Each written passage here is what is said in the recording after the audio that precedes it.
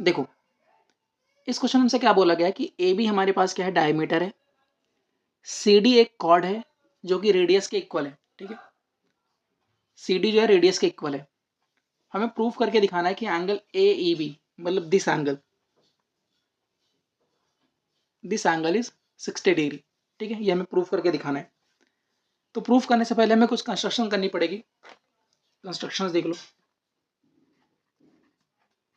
Constructions. आपको join करना है, join O C O D and B C. ठीक है, सबसे पहला काम तो आपको यही करना है, इन तीनों को आपको ज्वाइन करना है। ठीक है, ज्वाइन करते हैं पहले। ठीक है, तो हमने ओ सी को, ओ डी को और बी सी को क्या कर दिया, ज्वाइन कर दिया। अब देखना, ये जो आर्क है, ये सेंटर पे 180 डिग्री का एंगल बना रही है। तो रिमेनिंग पार्ट ऑफ सर्कल पे ये एंगल बन रहा है, तो कितने डिग्री का बनेगा बताओ? 90 डिग्री का बनेगा, नहीं बनेगा? क्योंकि आपने पढ़ा है भाई, कोई भी आर्क सेंटर पे जितने डिग्री का एंगल बनाती है उसका हाफ एंगल वो रिमेनिंग पार्ट ऑफ सर्कल पे बनाती है। सो रिमेनिंग पार्ट पे कितना डिग्री बनाएगी? सेंटर पे बना रही है 180 डिग्री। देखो ये 180 डिग्री का एंगल है, तो ये कितना बनेगा? 90 डिग्री। तो हम लिख सकते हैं कि एंगल ए सी बी जो है ये 90 डिग्री हो गया। क्यों? Angle subtended by an arc at the center of the circle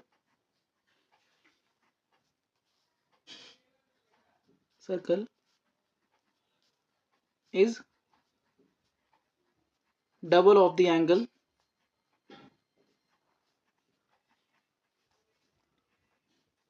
made by the same arc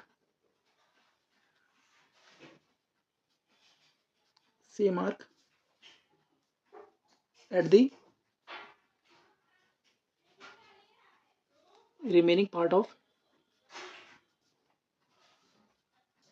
circle। ठीक है, तो एग्जाम में भी आपको स्टेटमेंट लिखनी पड़ेगी।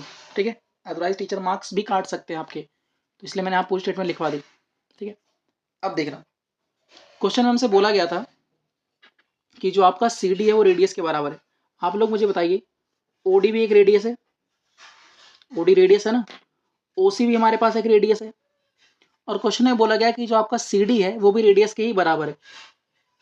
तो आप बताओ, क्या ट्रायंगल ओ सी डी एक इक्विलेटरल ट्रायंगल ही बन गया?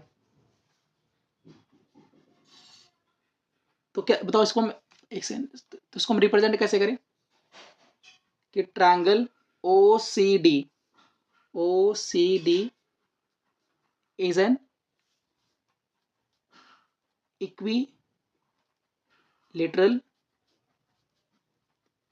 ट्रायंगल।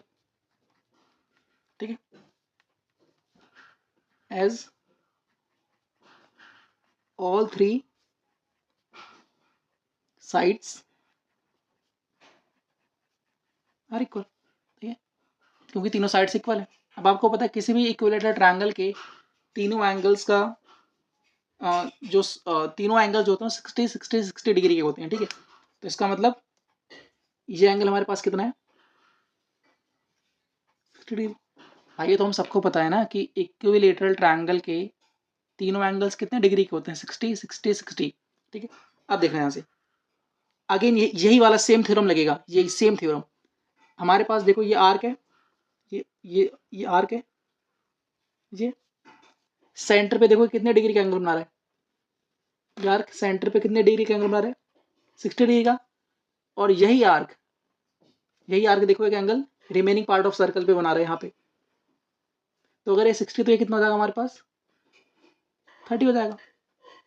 सो हम लिख सकते हैं, पहले तो ट्रायंगल हमारा इक्विलेटरल था, so therefore angle C O D हमारे पास कितना हो गया था? 60 डिग्री। अब अगर सी ओ डी 60 डिग्री है, then angle C B D ये हमारे पास कितना हो जाएगा 30 डिग्री का। सेम आपको यही थ्योरम लिखनी है, ठीक है। वैसे एग्जाम में भी अगर आप एक बार लिख देते हो ना, दोबारा आपको लिखने की जरूरत नहीं है, ठीक है। तो इतना टीचर भी नहीं देखते, एक बार आपने लिख दिया मोर देन इनफ है। अब आप जिस ट्रायंगल को बोलोगे ध्यान से देखना, इन ट्रायंगल ई सी बी, देखो ट्रायंगल ई सी बी को ध्यान से देखना, ई सी बी को, ई सी बी। आप बताओ ये हमारे पास 90 डिग्री का, तो ये पूरा कितने डिग्री का हो जाएगा, ये 90 डिग्री का, और ये हमारे पास 30 डिग्री है। सो ये कितना डिग्री का हो जाएगा बताओ भाई। ट्रायंगल मैं पता है इसमें कौन से ट्रायंगल की बात कर रहा हूँ, एक सेकंड, मैं इस वाले ट्रायंगल की बात कर रहा हूँ, ई सी बी।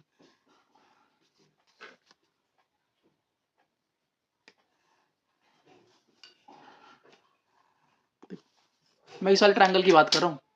तो ये वाला एंगल ये 90 था, तो ये कितना हो जाएगा 90 लीनियर पेयर से, ठीक है। ये एंगल 30 डिग्री है, सो 90 और 30 हो गया 120। सो ये कितना हो जाएगा 60 डिग्री, ठीक है। तो बस आपको क्या लिखना है कि 90 डिग्री का एक एंगल है plus angle A E B है जिसकी वैल्यू हमें निकालनी थी, प्लस 30 डिग्री है। इन तीनों का सम हमारे पास कितना आएगा 180 degree. Angle sum, angle sum property से तो बताओ यहाँ से एंगल ए ई बी हमारे पास कितना आ जाएगा 180 degree minus 120 degree. So angle A E B हमारे पास कितना आ गया 60 डिग्री। हैंस प्रूफ यही करके दिखाना था, ठीक है, ठीक है। So exam point of view से भी एक तरह का इंपॉर्टेंट क्वेश्चन ही है।